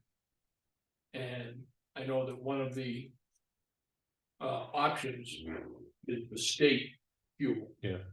But I'm thinking that in order to utilize that, both the vehicle and the driver has to go out of town to go out to do it. So the vehicle in question is out of pocket at that time. And you're obviously paying the drivers, to go to and from. I wonder, you should think about weighing that against any possible, savings. For that, I call that an inconvenience, actually. We have to go out of town, 2 towns away, to get your gas in Tamworth. Yeah, you don't. They utilize, the fire department gets gas now from the state pumps, and it's at the maintenance garage right across from Ski Hands. It is. It is. Oh, okay. They have gas. It's not Tamworth? No, they have gasoline and they have diesel pumps. It's the same. It's the state, and it's at the maintenance garage off in Hodgson Shore Road, right across from. Yeah, I know where that. Yeah. Okay. And I thought. They don't have to go to Troop A. Tamworth. Yeah, they don't have to go to Troop A. They go to the maintenance garage, which is what JT, and there is a gate, and they have a key, so there's a gate, and then you have a key fob for the pump itself. I've used those before. Yeah. So they don't have to go, and it's still out of town, but I mean, right on the. not to split hairs, but we gotta go out of town and get fuel anyway, because we don't have a gas station in town. But it's not all the way to Tama. Okay, all right, that clears that up for me, then I just was thinking of that. Anybody else got anything? Dave? If you just sign those ones, so I Yeah, I get the did. copies, Yeah, I appreciate it. because we get a 91A to go into, but Yeah, take copies, I'll leave one, you, Leave on my seat, that'd be wonderful. yeah, we're gonna see. Thank you all. thank you. You? You going into non-public? Yes. Yeah, Yeah, okay, I just want to need something? go in, no, I want to leave something in the office. Oh, That right now is currently peaked open, just go right in there, put it Okay. right on the seat, and then I'll be fine. So. yeah, we got that. Becca, after you drop it. Right, Dave. I'll be fine. We can set a time and we can kind of go through it together. You may have seen it. I do have a meeting tomorrow at 10, so. Okay. You want to just take a copy and then just go out after Dave, I'm gonna get everything non-public. Okay, before we get back. Becca's. Oh, okay. Well, the other doing skating, Yeah, he heard, yeah. Alarm's not on, right? no alarm, right? No alarm, nothing set yet. On this thing. Yeah, I usually put one on that thing. Well, not that, like, tape on their own time. Oh, you got more tape, that's okay, I don't know, well, see, I'm resourceful. Always so in the door. Just a job. So we have a question. Did you make the visit to the campground last week? I did, I just haven't had a chance to write a full report. Oh, This is still on the fair ground, we haven't made a motion to go Right. into non-public. I'm happy to answer, I mean, I just wanted to know. I can- Is David still on there? You know, The only one on there is Rick Fahey. Rick or Rich? so I Rich, sorry. put the envelope for Michelle in the drawer. Okay, perfect. Permit fees. Okay, so I haven't had a Just chance. give us a quick Hmm? results, what you found. Everything is pretty much under control. There is, doesn't seem to be any wetlands filling. I saw the barriers and the street flags, and they corresponded with the map. They've got a pretty detailed map from White Mountain Survey. They provided you all the maps. Yeah, I've got a new map. It's not the final map we want. There are two. The only interesting point that needs to be resolved is a difference in interpretation between how the state authorizes the number of campsites you can have on a campground and how the planning board authorizes where they can be. So they conflated the two, so when they got a site plan approval for, let's say, 18 sites at some point, and that's me, and only developed 16 of them, they thought that meant that they could put 2 sites somewhere else, which under state oversight, they can. At least it's my understanding. But what I conveyed to them is it's pretty clear to me, my understanding of the site plan is what's on the plan for the site. And that if you have a site here and you're not putting it in, that doesn't mean you can put it over here. You gotta go back to the. So they're understanding that, they're gonna go back to the planning board, they're gonna get whoever it's Mark Lucy or whoever it is has been doing their stuff. And get that up to snuff. So there were in fact 2 sites that showed up. So we're more concerned with the media, where He gave me some documents, that seemed to indicate, he said Joe Courier said he had talked to Green Mountain Conservation Group. That there didn't seem that they had documents that showed that there was no material excavation that was taken there. I looked at the dirt, the tanks were already, again, that material did not go to that. It's not clear to me the documents they gave me, and I'm happy to provide them with my report. I thought he was gonna provide documents that Certified that the soil is good. no, that they had provided. And instead it was copies of something that didn't make a whole lot of sense to me about a study of what the stuff was on site at Minas. It was not a documentation of what happened at the campground. If I, can I jump in with a comment? May I jump in with a comment? It'll only do it twice. So Oh, I don't think. that's it- my, that's my, That's okay, that's my. but then the technical- material come from me. That isn't clear. Did you happen to notice that they closed the beach off? We were told tonight that there is snow fencing, there's fencing that's Closed the beach close off? to the beach. I don't know about that. Yeah. David, I'm sorry, David did hop back on. Can you hear me? Can you hear me? Would you like me to turn him on? for Yeah. the comment? All right, David, give me 1 second, please. Did you hear this conversation? Must- He hopped on, or kind of in the middle of it. It's all right. Yeah.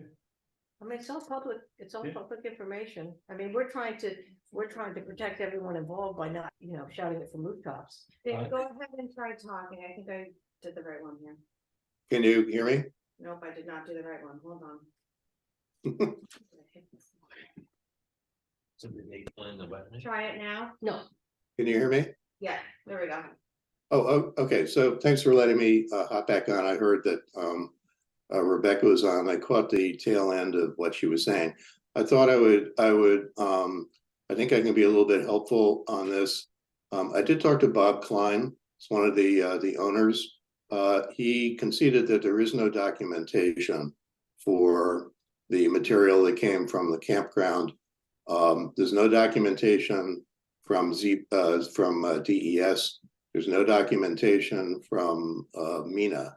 The transaction evidently, according to both Mr. Casey, Mr. Klein, and Bob Bishop from DES, was that the campground had a sign posted asking for clean fill.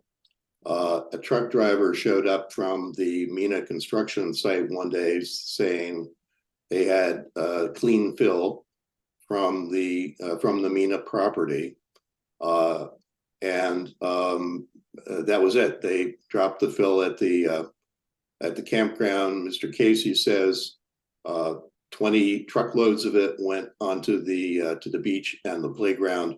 Mr. Klein says that's a great exaggeration, but some of it did go in those places. The rest of it was used elsewhere on the property.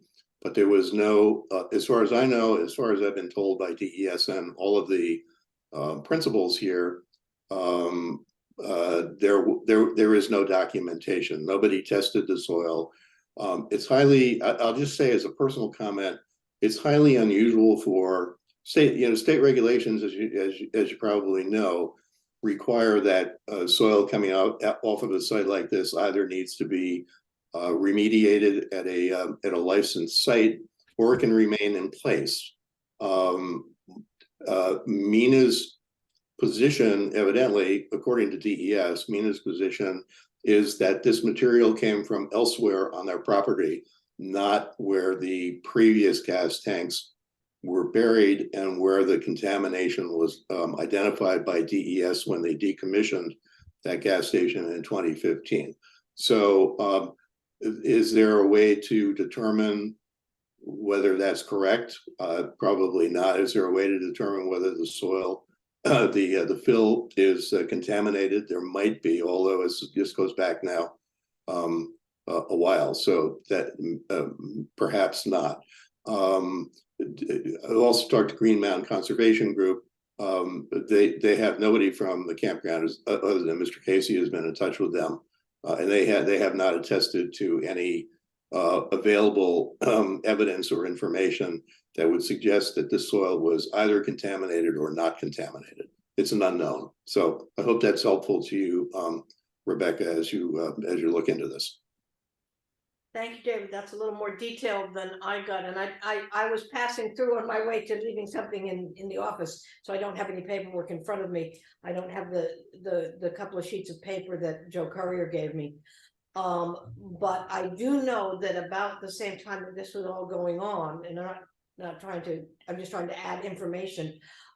They got a permit to replace their septic system. So there was additional excavation that was done on the site behind the laundromat, the ex-laundromat and the store. I'm just adding that in as a piece of information. No evidence that that's perhaps where the fill came from, but just so that we are all aware that the work around the gas tanks was not the only excavation work that was done on that site in the chunk of time we're talking about. Because they specifically came back to me and said, you know, we've got the state permit for the new septic system, which was a replacement for the apartments and the store. Can we go ahead with that despite the cease and desist? And I said, yes, of course, you can go ahead with the septic system.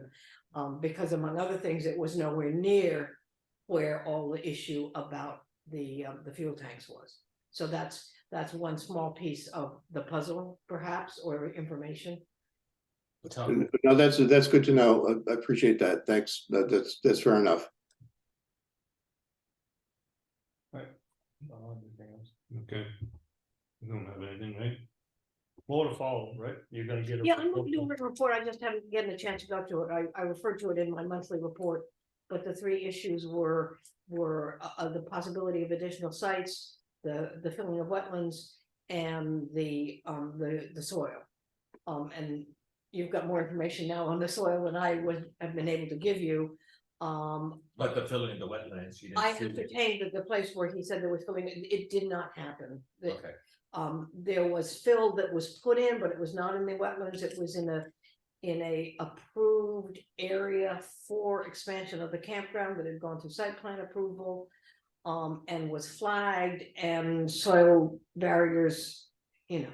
and Silt process. barriers. Hmm? Silt barriers. Silt barriers, thank you, good word. Silt barriers were there. In fact, you could still see some of them. You could see bits of the flags left on the trees that marked it, and they were not only inside the silt barriers, they were well away from the lines of the wetland. And it had all been marked out on the site plan that Jim Rhines had done. So that's a wetland thing. And as far as the site, I explained to you the two methodologies here that, so, I mean, it's understandable that Mr. Casey thought that there might be, you know, sites that had been Well, added. you also have a disgruntled person too. No, we're not, yeah. I have We'll treated take it, that back. okay, I've treated it all along as someone who wanted to share information that they were privy to, and to treat everybody's information as, you know, equally valuable for us to see what's going on. Yeah. And it didn't seem like it was going to be a real easy report. It's easier to do it in person, but I wanted to write it up because I'm going to write it up. I wanted to provide it for you guys, Yeah. for the planning board, so they know what was coming down the pike. And as a courtesy, I was going to copy it back to the campground people, so they would Be know nice, yeah, what I reported on it. and have it in a minute. Yeah, I think the documentation is very important, given Yeah, the nature of the right, accusation. right. Complaints. And, So, And if you're doing the minutes for this meeting, then whatever Mr. Smith said about that, I could incorporate some of that information into my report as additional information that we do or do not know about. We'll try and make it as complete as possible. I did respond to Mr. Casey when he sent out a second email saying, I haven't heard from anybody. And I wrote back and said, I'm so sorry, you know, the town is looking into it. And he wrote me back and said, that's all I needed to know. So I think he has felt like he's been heard, and we're proceeding as well as we can at this end. So, Okay. sounds Thank good. Thank you very much. you're very welcome. Have a good night. Okay, you okay? Happy Halloween. Thanks, you too. Okay. Watch out for the hobgoblins out there. At this time, I make a motion to go into non-public under our 91A:3 2A personnel. I'll second. Moved and seconded, all in favor? Aye. Aye. Siemens, aye.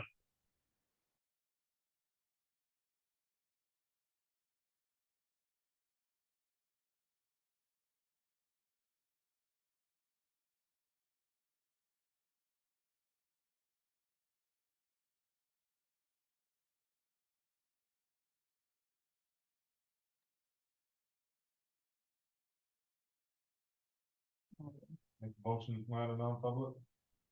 Moved and seconded, all in favor? Aye. Aye, Siemens arts. and what do you wanna do with the minutes? See you in for 6 months? Yep. Okay.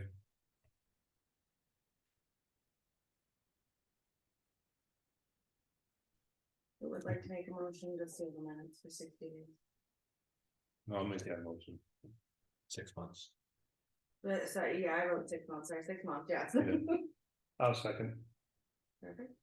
All in favor? Aye. Aye. Aye. Okay, well, Alright, welcome to the swamp. Keaton and I had a phone conversation with Polly. What day was that? Last week, and Thursday, was it Thursday? I wanna say it's Thursday. So she followed up with a minutes kind of email, basically. Stating that, yeah, we're only gonna get $70,000 for design, up to final design total. I had a conversation with Chris Fornier yesterday, and basically. You know, try to go with the total pre-design and final design comes up to 81,400. So I said, Chris, can you drop it to 70? It's like, hee-haw, no, yeah. So we talked about. He has it broken down in 2 categories, 1A and 1B, pre-design and final design. He said with the pre-design, basically it's 47,300. That gets him to a point where now he has to go to DE, what is it? DES. To get approval on the project, and basically, the pre-design says, okay, this is what I'm going with, culvert, bridge, etc., whatever it's gonna be. Footprint, the whole works, they have to approve it before they go to the final design, which is the final design is 34. So he's stating that if we can go up to do the pre-design stage, then stop the project if we want.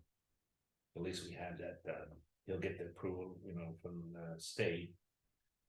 And we'll have the plan for at least the pre-design saying if we ever want to do the bridge in the future, this is what we have. My only question is again, no money has been approved by taxation by vote or whatever, so. As long as the town's not on the land for any money outside of the grant, because we can accept the grant.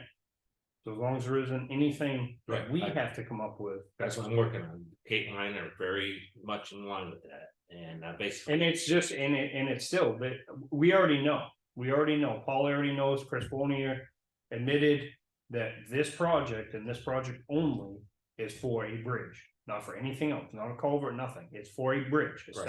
75-foot bridge. So I'm currently I'm gonna hold my position that I don't support a bridge being there, I don't, it's just. It doesn't make sense, not on a class 6 road, I mean, yes, it's not a class 6 road, but it is. Yeah. There's no benefit, there's zero benefit to it. There's a resident that lives right there that says. She goes, I don't care if I have to go around, I am not gonna support spending the hundreds of thousands of dollars. She lives right there, right next to it, Cheryl. And we're agreement, we're not gonna go any further than I mean, my personal. you know, we can get that there through using the grant money. Or it's not gonna cost us. Yeah. If we do anything more, it's gonna start costing. Yeah, And. Now, we're like just you looking said, at- we're gonna stop. right, but why, I mean, why even go that far if we know we're not gonna go any further? Why even do the design of the bridge if we know we're not gonna go any further? Cause how much we have in there right now, about 20 some, almost 30,000 into it. What we have total that we're asking back for, Yeah. 35,000. So we're almost there to the And, 47. and that's test boring and Yeah. the delineation of the wetlands, which most of that gets thrown out the window if you go with anything else. According to Paulie and according to Chris Fournier, when they did the on-site. And I asked the specific questions, how much of that would be usable information if we went with a different idea, if we went with a different plan, if we went with culverts, or we went with a box culvert. And the answer was nearly none. The only thing that would transfer over to a different project would be like test boring and a little bit of the wetlands delineation of where the wetlands is, how far they are and whatever. But because anything else would involve disturbing the stream bed bottom, all the other stuff gets thrown out the window. There you're full. Yeah, Okay, I'm just, I wanna make sure it wasn't my fault. Or we were being recorded. I mean, if we can stop it, you know, get phase one out of one A. And then stop it, and then if we decide we wanna put it on an article and let the townspeople decide. Then. Go Well, ahead. yeah, personally, I don't think I ever wanna go with a warrant article for it. Not this stage of our, Yeah, I mean, for next year, a couple years, we got enough stuff in our plates. yeah, I mean, we get to what, 2025, 26. 26. This spring? Yeah. Yeah. No, actually, if we decide to say we're not gonna go any further, say, okay, after phase 1A, we say we're done. Oh, yeah, Yeah, if we yeah, put it completely, but Right. if we started, the ultimate deadline is. Let's say we started, we Oh, voted to forward. move forward, Yeah. but the town didn't vote to approve the money this year. And then they didn't approve it in 2025. Yeah, we should. We have until 2026. If a town doesn't make a decision, Well, then it goes away. got it. The rest of the money and the project Goes back into. Anyway. But there won't be, yeah. And at that time, it sounded like we had up to 400,000, the first $400,000 that gets spent on this, regardless of what it is, came from the grant. Yeah. That's what we were told. that's what we're And told. she said, it's based on each, per project, per category. So did you, per that conversation, did she state that? She never said that? Yeah, Yeah, I was thinking when she had first said that, yeah, I mean, she did mention other things too, but.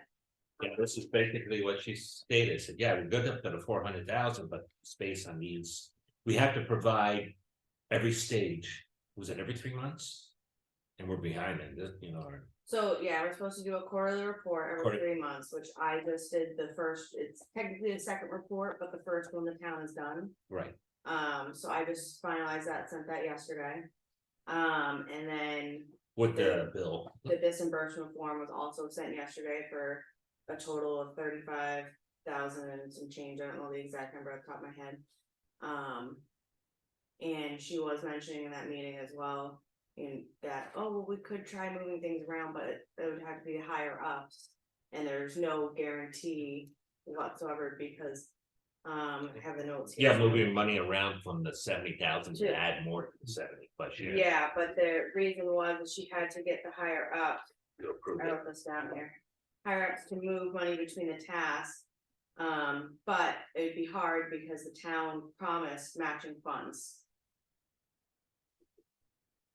Was So we, shared I statement. think, you know, we get phase one and. Just put it on hold. Hold further notice. Yeah, I do plan on going to see, probably, I told Chris I wanna probably go up to his office, sit down with him, make sure. He understands completely, we're just gonna do this portion of it. We're done, Okay. and I wanna see his plans, what he's going for. What they're looking at. I mean, obviously, more time goes by, the more expensive it gets. It's already gone up $50,000 because. If you get that quote from October of 2022. For that one phase of design and so on and so forth in the engineering, it was $71,000. And then when they handed that bill, because they had to have something by June 16th. And you know, the town signed that agreement, it was $118,900. That's almost a $50,000 increase. Well, I saw the bill. well, yeah, you got the bill, but the way he has it in, he has permitting, which we have 13,000 for. It's broken down on the state budget, the budget estimate, you have 1, 2, and 3, which is 2 is permitting, 3 is bidding, construction, and he has bidding assistant in there too for almost $10,000 bucks. But the permitting was 27,700. And here they only offer us 13,000. Right, so that's what I'm saying. Yeah. Ultimately, that it was. I don't know. The original breakdown that we had, that we were all working off on that day, which I don't have with me. But it was the original cost estimate with the steps and so forth. Which is this, right? No, it wasn't that. It looked completely different. Was this the one? It was a narrative. It was a complete narrative. This one was signed in January 2023. I'd never seen that before. I'd never seen that. All I had was a narrative with a breakdown. I'll bring it in next week, and Lenny had one too at that time, we were all working on, and that's what Paulie had. And Paulie made the reference that, you know, like on number 2, let's just, Chuck signed this one. I've never seen that, I never saw that, ever. Wow. When we met with her, that was not out here, at least if it was, I wasn't aware of it. Did you ever remember seeing that, Lenny? If I did, I forgot, I think Chuck was handling. Yeah, the grant 400,000. I'm not trying to pass luck, I'm just saying that I never saw it. The fact that we had 400,000 to spend and. Yeah, this was 12/28/22. Last December. All right, well, either way, I mean, we're not gonna go forward. Yeah, we're not. We're not gonna, I mean, I just wanna make you know, since we have this much money into it, let's just do the pre-design. And I just keep seeing Primex, and I'm like, what is Primex? What does our liability insurance have to do with it? It's all part of the packet, apparently. Yeah, I mean, we. Get it 1A and be done. that's why I'm looking at it. Yeah. That's what I told Chris. So we're just gonna do 1A. I just wanna understand more of this, what are you gonna be providing 1A? And are you gonna get DES approval? So this is the final plans. At least we'll have something in our archive. In the future, something happens, somebody, new board, we'll have to read that. The DES approval was good for 5 years, I think. Yeah, but I mean, you got something at least to pay for it. Yeah. Sounds good. Okay, I'll keep working at it. But if you want to go up there, I mean, you can. Yeah, I like it. No. It's engineering. I like to get into that. All Okay. right. I had them, we had them at our work one time. Some moving equipment. We'll do these other budgets another day. I can put some of that. The next one, which is. 21st. No, we can, No, November 7th. No, that's kidding, that's next week. November 14th is the next one, the next board meeting. Regular one, For the budget? oh, yeah, just we for a can, meeting. we can do them on the 14th. Just another option for an engineering firm. It does bridges and culverts and. Give it the. Well, yeah, there's. Hey. Oh, You probably actually know them. Yeah, they are I do. Yeah, most expensive in the state, I think. yeah, they're expensive. Somebody want. Make a motion to adjourn. Second it, all in favor? Aye. Aye. I'm hungry and I am thirsty. Me too.